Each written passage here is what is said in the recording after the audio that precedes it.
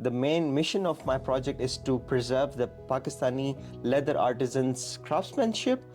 I mean, this person is not getting anything out of it, and after some time, maybe his skill, his craftsmanship is just gonna go into vain.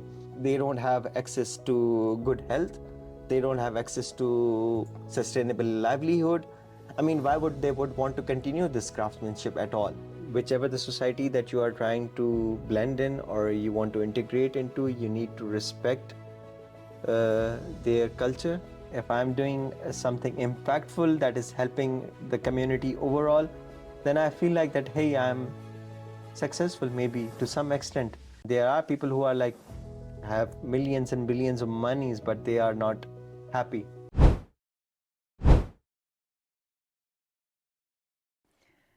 Welcome to the Fly podcast. Here, every story is a success story. Today, we hear Waseem's story. Welcome, Waseem. Thank you, Asal. Thank you for giving me the opportunity to be here. Yeah, I mean, Can you introduce yourself? okay, so I know you as a person who found the LEDERBRÜCKE effort, yes? yeah. Please tell about this more and then tell about yourself. Okay, so before I talk about my project, I would briefly introduce myself. I am Waseem. I'm from Pakistan, Karachi, and I've been living here in Erfurt for about 1 year, and I'm doing my Master's of Public Policy here at Willy Brandt School of Public Policy, University of Erfurt. And yeah, that's about my brief background, academic background, as if I were to talk about. And other than that, about my project, LEDERBRÜCKE. LEDERBRÜCKE is a German word translated into English as leather bridge. So this was the project that I came up with. This is my brainchild. I mean, I came up with this idea here in the very school of Willy Brandt School. We had a course title called Social Entrepreneurship. I mean, under the leadership of our vice director, Professor Dr. Heike Grimm. I mean, she's also my mentor, as well as I also work with her as a student assistant. So during with her in this course called Social Entrepreneurship, we had to come up with these ideas, social impactful ideas that could do better for the people around us and for the society overall. So I thought about some of the ideas. I had a lot of ideas at that time, and I was like, which ideas should I can bring into life into, okay? So this was something when I before coming to Germany, of course, I was doing a bit of the shopping around, and I ended up into this a space called Sadr, which is like a it's like a metropolitan space in Karachi. You could What's called? Sadr, we Sadr, called okay. it. Yeah. So it's like just like an Altstadt here in Germany. So there was this a huge leather market, and I wanted to get a leather jacket for myself and maybe some leather shoes around. And I ended up into this shop, and I was like just very odd looking at to this beautiful designs, and I just asked this person how much this person sell it for, and he ended up quoting a price in Pakistani rupees that was thumbs up to around 30 euros or maybe 25 euros, and I was like really stunned. I mean, here you could see those retail products around 200, 250 or something like that.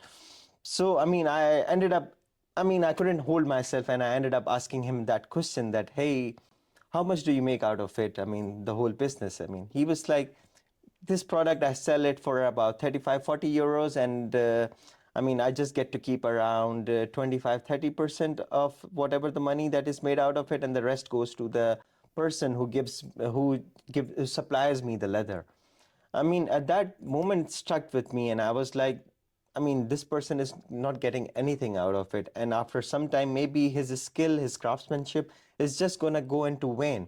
And that was something that struck with me at that moment. And here in Erfurt, when I was working in this environment, in this conducive environment where we had the space to come up with these projects, so I was like, why don't I work for these individuals who are already so brilliantly gifted? I mean, of course, it's not something that's gifted. It's something that you learn with time. You know, it's a craftsmanship. Here at IWM as well, if you, I mean, people could just see this frame, but I have seen it around. I have seen your space as well, and I have seen a different kind of craftsmanship, calligraphy.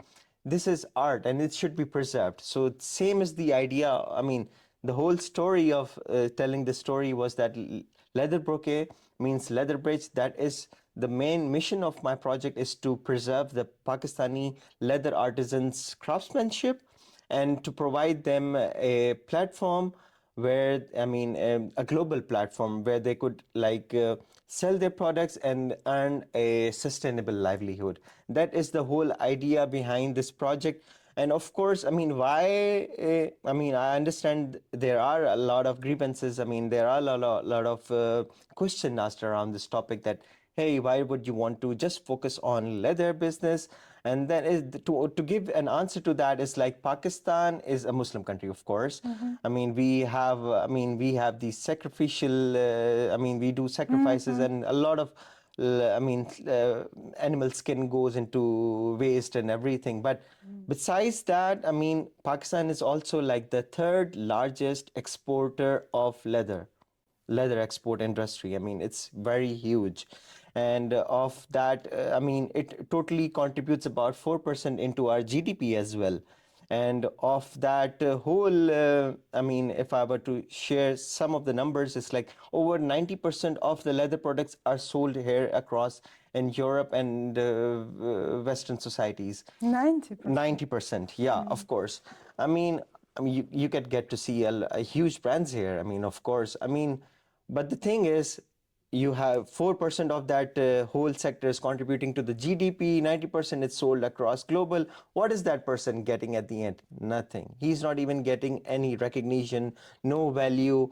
So the artisan behind that whole process is hidden somewhere, is invisible. So we want to make him visible. We want to give him or her a voice as well. Oh, just talking about women in this I mean, in this sector, less than 1% women contribute into this sector. Of course, there are problems. Of course, there are security concerns of women, of course. But women in general, overall, are, I mean, they don't have many opportunities across, not just in Pakistan, but across the globe as well. I mean, so that is something that I wanted to highlight as well. And another thing is that if you were to talk about the working conditions in Pakistan, about these leather individuals, so a total of, like, if there are 17,000 workers, so 17,000 workers just have one inspector who is just responsible to inspect them. So just Whoa. think of it that they don't have access to good health. They don't have access to sustainable livelihood. I mean, why would they would want to continue this craftsmanship at all? Why would they want their children to continue this thing? So this is something that is the main goal of my, I mean, that is the main mission as well of my project, that is to preserve the craftsmanship. And how do you preserve that craftsmanship? Is providing those individuals an opportunity so that they can have a voice into the global market, so that they could have a sustainable livelihood. So it's like, if I were to say, it's like we would want to provide these individuals a global marketplace where they could like present their, showcase their products, of course. And once that, I mean, those products are received by the consumers, consumers can buy those products. And of course, when they buy those products, of course, the impact goes that that individual, whoever the artisan behind that product is benefited. So it's like a chain of, you could say, a goodwill, of course, that could do better overall. So the idea is to provide these individuals a global marketplace. They can make these products, we can set up a website, they can place it online, of course. Huh. That way customers can have a first-hand experience. Other than that, the second part of this whole project is to also provide these individuals an opportunity to actually come into these big fairs as well, such as Heim Textile in Frankfurt. There is a Canton Fair in China.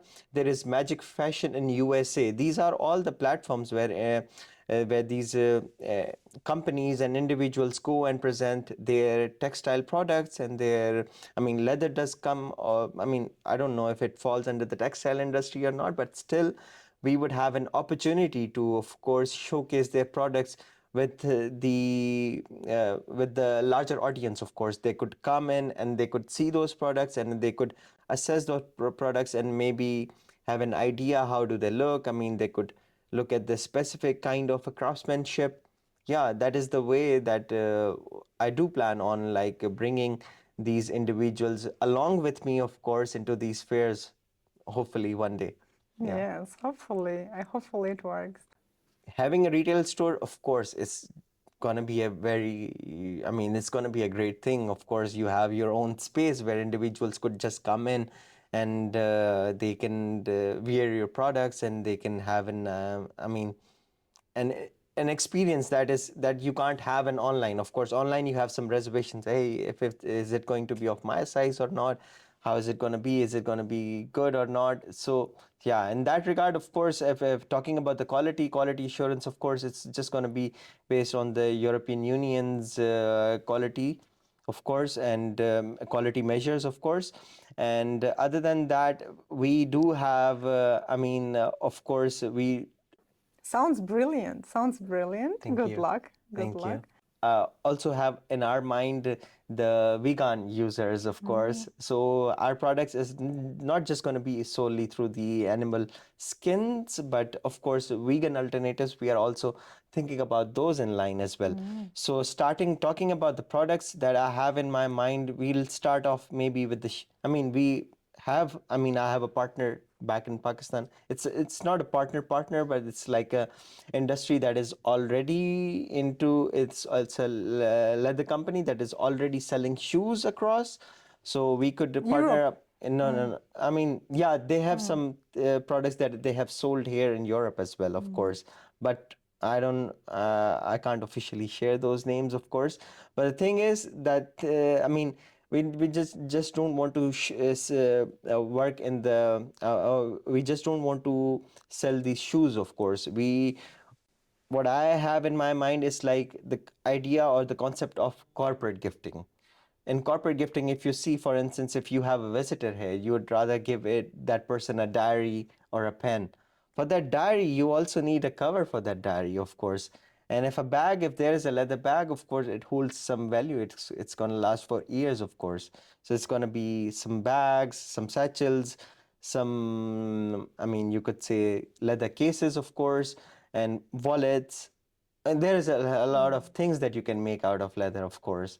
And it's something, I mean, I understand about the environmental concerns and everything, but it's something that's not going to end in just right away, of course. Maybe that is something that I'm focusing on, that is the SDGs that I have to, the Sustainable Development Goals, of course.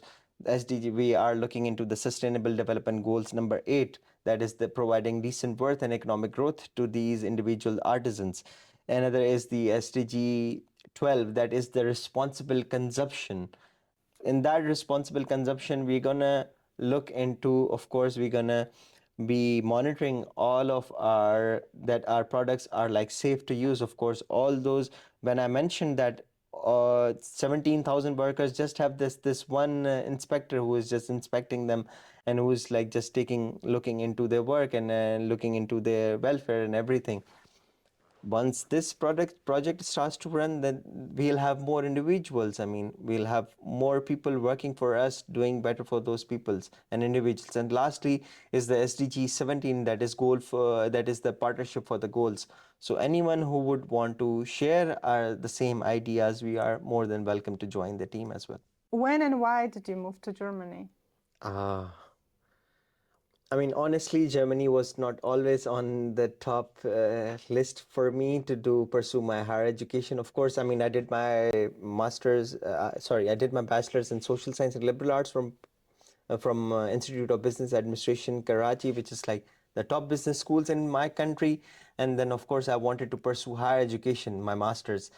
And in that regard, I wanted to move abroad, of course. And yeah, I mean, I mean, I had admissions in Canada, I had admissions in USA, but I wasn't lucky with the visa. I mean, yeah, I know. I mean, Then, I mean, Germany, I applied for Germany, of course, and specifically, I wanted to do public policy, master's in public policy, and there were just two schools around here. One is Hertie School, as I mentioned to you. Oh, it's in Berlin, and the other one was Willy Brandt School of Public Policy, and I ended up here in Willy Brandt School of Public Policy because it's the oldest and it's one of the well-renowned schools here in the whole of Germany as well. And that was the only English short program for about 15, 20 years here in Germany. And yeah, that is how I ended up choosing Germany and pursuing my master's here. Overall, the experience has been great. I mean, I had my reservations that how am I going to survive in a society where I don't even know their language, where I don't even understand what kind of words are they speaking or what are they saying across. But I mean, with some time, with some patience, of course, with some resilience, I I mean, I have made my way. Of course, I still don't have like any proficiency in German, but I still have Asal A2, and I can understand. I would say that if someone speaking in basic German, I would still decode some words and could understand German a little bit. Yeah, Yeah. that is how I mean, I came. How did you feel when you first arrived to Germany? What was your expectations at that time and how it is now? Is it changed or not? I mean, I was lucky because I had a friend who, who picked me up from the airport, Frankfurt Airport, of course. And then with him, I moved to Darmstadt, which is like a small city near Frankfurt.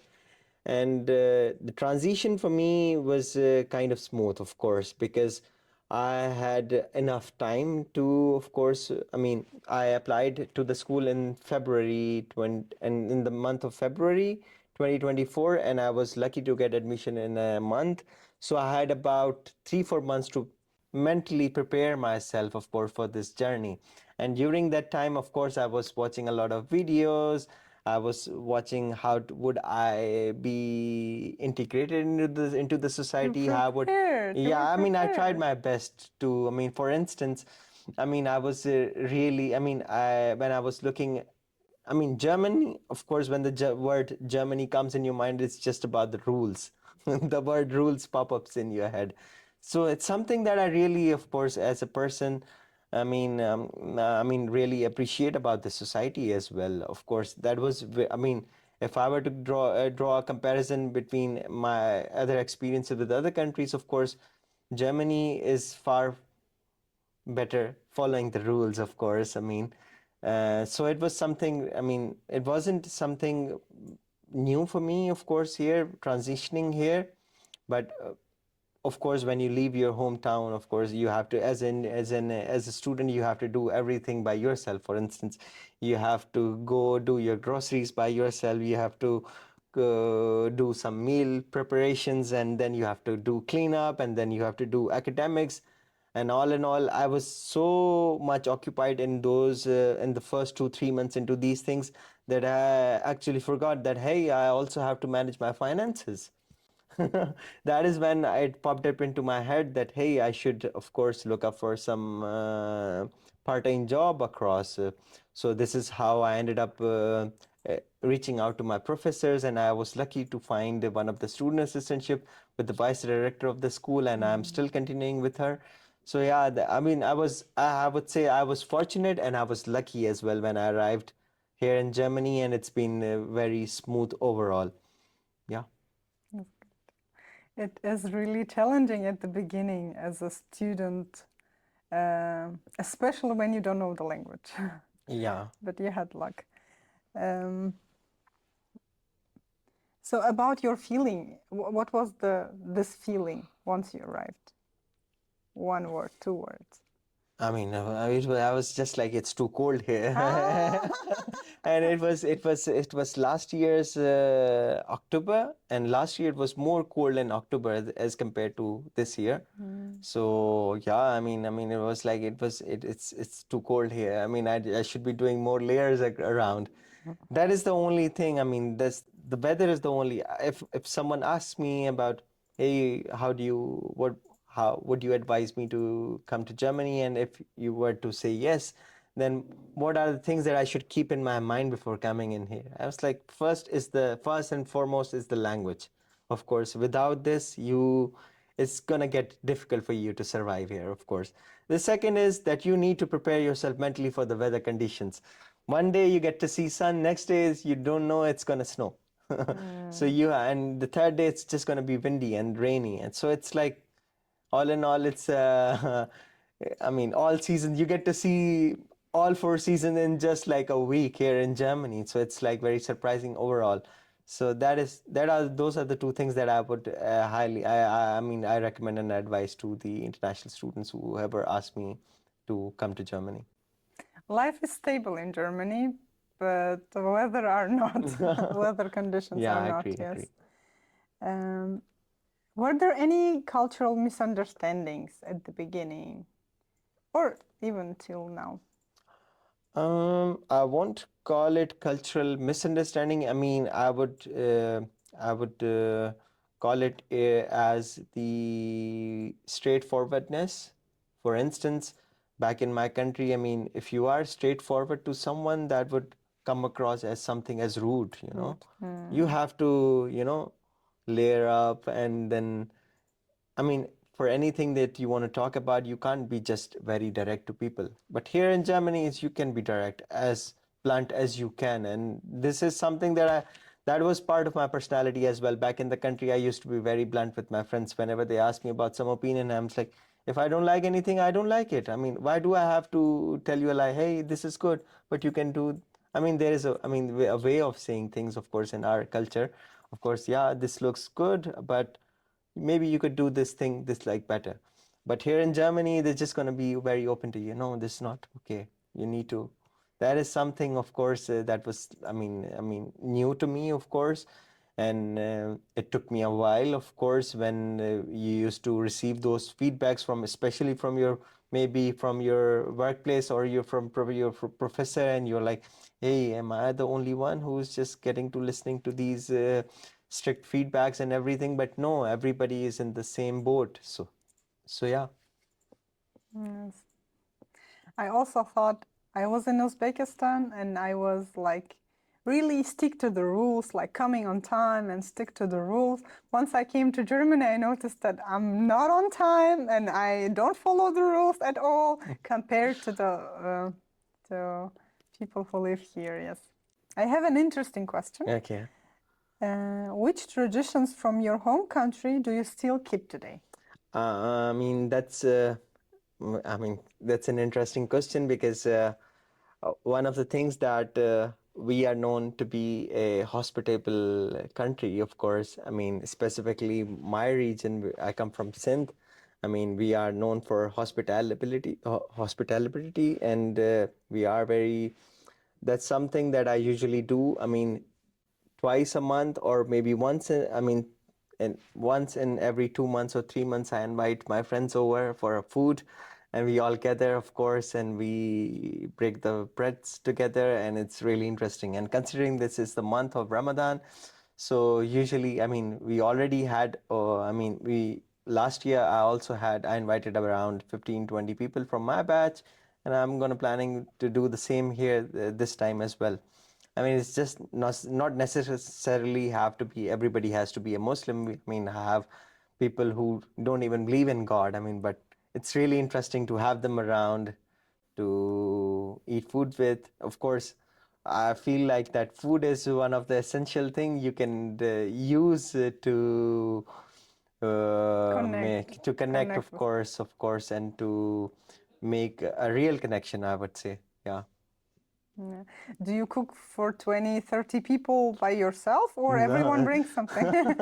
20, 30 people. I mean, usually, I mean, if it's not just one person's job, of course, we usually divide it among, for instance, if it's the Ramadan thing, so we divide it among like 3, 4 Muslim friends I have like 2 Yemeni friends here, and I have 2 other Pakistani friends. So we usually divide the dishes. For instance, if the Yemeni people, they're going to make the famous Arabic dish called kapsa. That's something I I know. learned here, of course. They'll make kapsa, and for in my case, we'll make some pulao, biryani, the traditional things, and yeah, that's how it is. And for instance, if there are people who don't, I mean, we don't ask people to contribute, but of course, this is a culture here in Germany overall. If you go to someone's places, you bring something. So someone brings in juices, someone brings in fruits, so someone brings in snacks. So all in all, we have a whole table filled with the food and the blessings. So Yes, yeah, it's good. that's really good. And I'm looking forward to the food truck that you Yes, informed us totally. about last year. It's working, by the way. We had a couple of events already last year. Yeah, Yes, in different cities in Thuringia. but I It's don't know when it's going to be in Erfurt, maybe next time. So I'm looking yes. forward to the My invitation. colleague was talking about this, so it's crazy cooking project. You Ah, should you okay. should keep in mind. And then if we post on Instagram something, you can just text us and then say I'm coming. All Yes, right, all yes. right. Hopefully, I think we can also organize it here in Yeah, Erfurt. yeah, Yes. sure. Next question: what does integration mean to you? Hmm. I mean, that's just like a question a person from the Ausländer Behörde Bureau would ask you. No, No, that's they don't ask these questions. Just kidding, sorry. So yeah, integration to me means like blending into a society, respecting the whichever the society that you are trying to blend in or you want to integrate into, you need to respect their culture. A, you need to respect or you need to follow, I mean, their rules, whatever they have in their constitution, of course. And yeah, you have to be polite by the time you are really acceptable in their society. It's just about the language, for instance.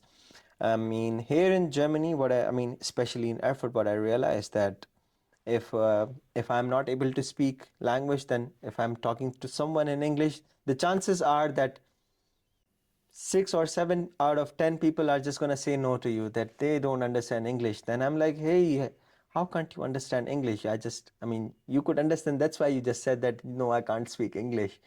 But of those few individuals, like 2 out of 10 people, they would rather be very more welcoming and they would answer your question in the English, into English language. But this is how I have done a bit of the crack of this German English thingy, is that I end up whenever I have a question, then I like end up I begin my question with German, like hallo, guten Tag, ich habe eine Frage bitte, and just do a bit of the bitte and a bit of the formal sentences that you could speak in German, and then be like, hey, this guy is doing an trying effort. at He's least. doing at Yes. least doing some effort. So I'll just give it to that person, and maybe also I'll also speak in broken English and then maybe help this person out.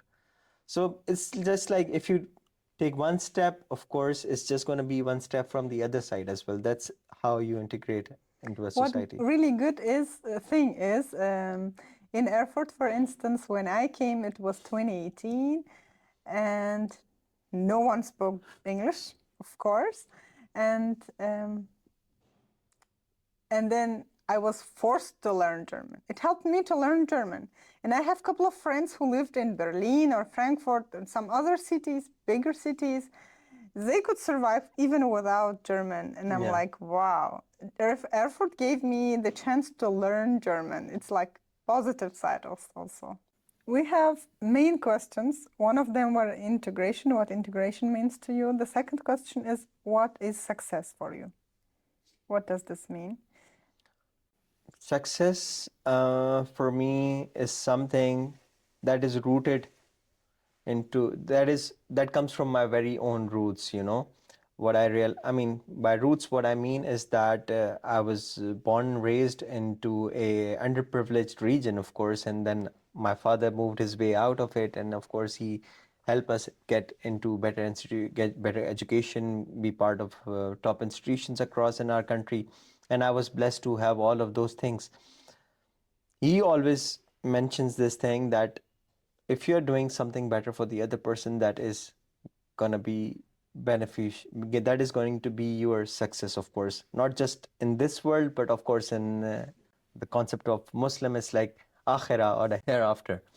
So if I'm doing something good, for instance, if I'm doing something impactful that is helping the community overall, then I feel like that, hey, I'm successful maybe to some extent.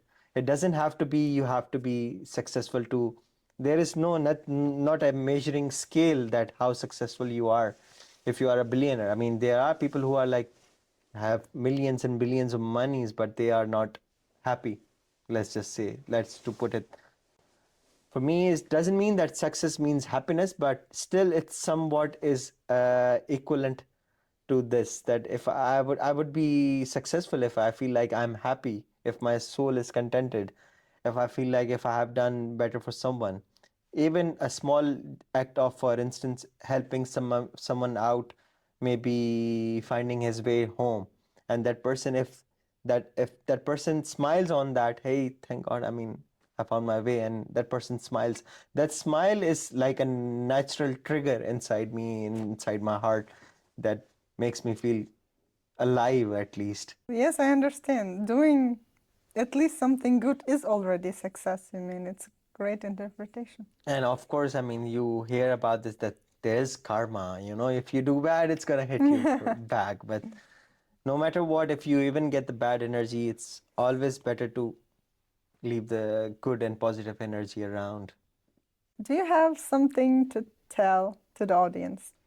I mean, the audience is already well versed in their, I mean, respective experiences and their knowledge and their life, of course. But I mean, what I would want to highlight is that someone who is looking forward to move here in Germany should keep in mind the uh, as we talked about the idea of integration, being respectful to one's country. But besides that, I mean, it doesn't mean that you can't bring in your own identity here. Okay, what by that mean, I mean, like for instance, in my case, for me, it's like being hospitable, or for being a little bit of the generous on the side. I mean, because we have this concept of generosity in our country, so whenever we see someone poor around, we'll just give it out. I mean, yeah, people take some time in giving some money, and I mean, that is what I have seen in my friends, but it's just like something that is inbuilt in us. I mean, in my country, it's just we just give it away, even though we don't have something for us to eat. It'll just be like, okay, we'll break the bread in half and just give it to some other person. So just don't forget about your roots, your identity, your culture, wherever you are coming from. It's important to stick to your roots, of course. And then, of course, wherever you are moving, if it's Germany, if it's any other country, any other part of the country, you respect their boundary, of course, but you bring in your values as well. How you could benefit their society with your values is something that I would highly recommend around. Thank you so much. Thank you very Thank much you. for having me here. Yes. Thank you. Thank you for your time.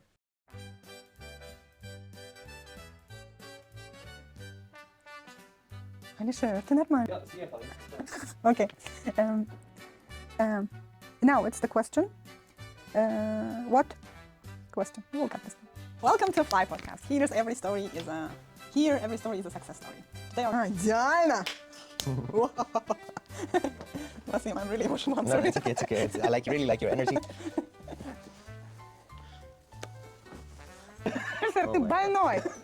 He makes always the stupid jokes. Just, yeah. Yes.